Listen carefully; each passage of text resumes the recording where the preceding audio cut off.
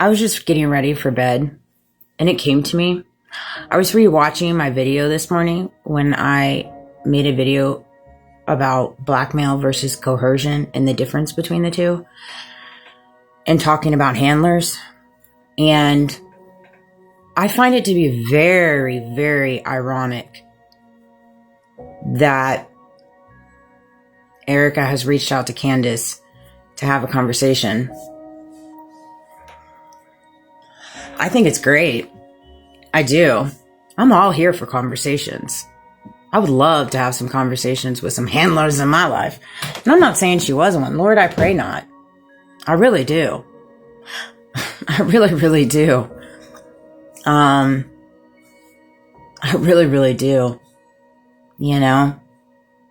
And it's really hard for me to wrap my head around the things that I do know in reference to just situations and scenarios of my life, particularly in the last 10 years, particularly in the last 5 years, and some really peculiar situations and scenarios with my ex-husband, and just, you know, so many different various people. And so they just don't add up. They don't add up. They really don't. It's like such a uniqueness that just, you know, like for example, when my ex and I was dating the last time, he got a wild hair that he wanted to purchase the condo that my ex-husband and I lived in. He always wanted to live on the water, and I get all that, you know, I did. And at the time, I felt in my gut, I was like, golly, that's kind of weird, you know, but I didn't make anything of it. Just like, whatever, you know, do you. I just try to give people space. I don't know. But now looking back at it, I'm like, golly, that's a little peculiar. You know, you're seeing someone. Why would you want to live in a house that she lived in with her ex-husband? That's kind of weird. A little too close for comfort. You know what I'm saying? I mean, now thinking about it. Hindsight 2020.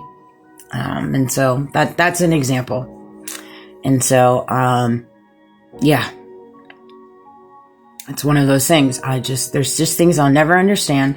There's things that I will never know.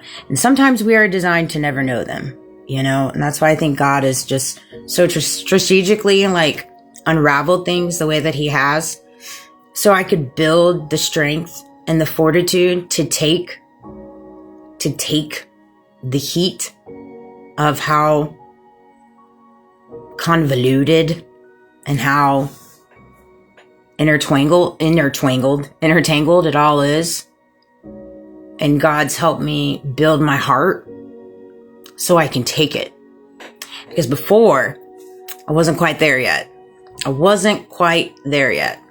But now, it's like, I mean, duh, you know, what's another unraveling of uniqueness in peculiar situations and circumstances at this point in the venture. But yeah, I found it to be interesting.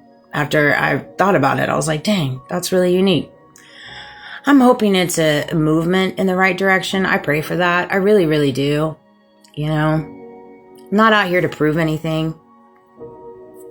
I'm not out here to do anything other than be me. And, you know, I just want to see the best for everyone. I really do. And I want to see the best for all involved. And I still stand firmly on never wanting my worst enemy to walk through anything that I have walked through. And I mean that wholeheartedly. I would never want anybody to walk through anything that I've walked through. Never. And God knows that. He sees my heart. He sees my heart. He knows my thoughts. He knows. And I'm so 100% in that. That's why I walk the way that I walk all day, every day. You know what I mean? Is because I am who I am. I feel how I feel. And it's truth. It's truth.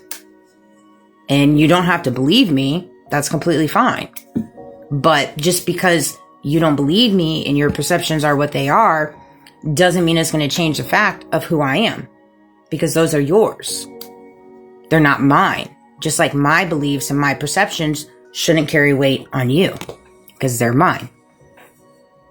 You know, we all have to get to that place. But I know that I move and operate and wanting the best for everyone. And wanting the best outcome for everyone. And for the forward trajectory of our world. For our children. And for their children. You know, and wanting revenge and being vindictive is just not something I've ever carried. And I will never carry that. Being hateful and all that stuff. No. Am I disappointed? Am I hurt? Gosh, to say the least. To say the least. I mean, I just am. But it's one of those things. It is what it is. I love myself more than allowing what people have done to me get me down. And that's just the truth. And I need people to learn to start loving themselves as much as I love myself, to where they don't let the world get them down, because the world's going to try to get you down. Because why? If they're not plotting, if they're not planning, if they're not talking, if they're not trying to take, then they ain't happy. And that's just the truth. And so when you get to a place, when you start loving yourself, they're plotting, they're planning, they're talking, and whether or not they're happy doesn't bother you anymore. It just doesn't. It hurts. It hurts. And it is a road sometimes you walk alone for a little while. You'll find your soul family. You will. I can guarantee you that. I love you guys. Sweet dreams.